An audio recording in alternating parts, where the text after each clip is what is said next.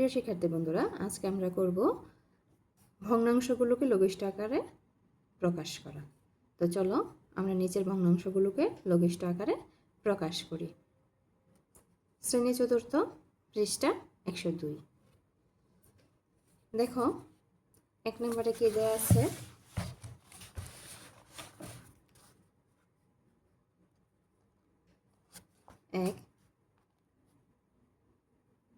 12/6।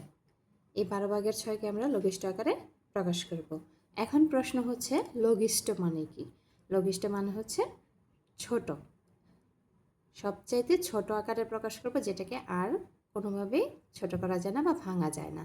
তো এরকম ছোট করে প্রকাশ করব, মানে লঘিষ্ঠ আকারে প্রকাশ করব। তো আমরা জানি, এই যে দেখো 6 আর 12-র মধ্যে সম্পর্ক কি? ভাগের, অর্থাৎ আমরা কাটাকাটি করব। তাহলে 6 দিয়ে যদি আমরা 12কে ভাগ করি, 6 একে 6, 6 দুগুণে 12, 6 দুগুণে 12। দেখো তাহলে কত হচ্ছে? 2, অর্থাৎ 2/1।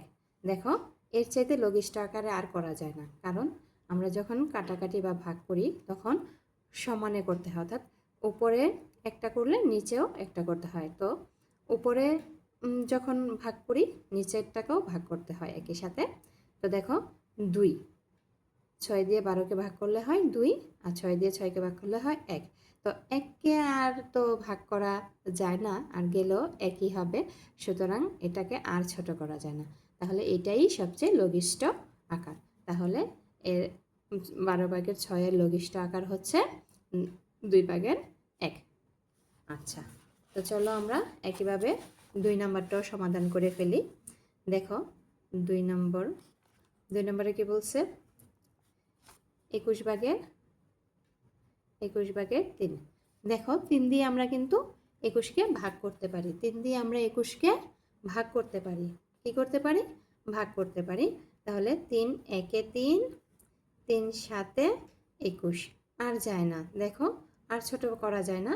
সর্বোচ্চ এই যে দেখো 1কে আর কাটাকাটি করলো একই হবে, সুতরাং আর এটাকে লঘিষ্ঠ বা ছোট করা যায় না। তাহলে এটার উত্তর কি হবে?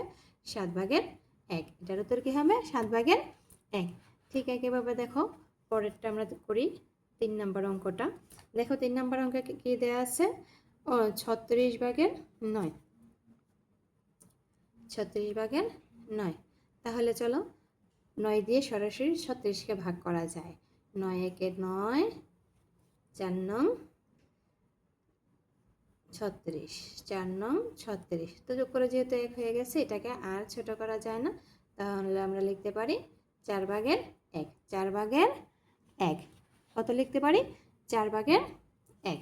তো দেখো আমরা লঘিষ্ঠ আকারে প্রকাশ করলাম 3টা ভগ্নাংশকে। আশা করি তোমরা সবাই বুঝতে পেরেছো। আর পরবর্তীতে কোনো সমস্যা হলে তোমরা কমেন্টে জানিয়ে দিও। ধন্যবাদ সবাইকে।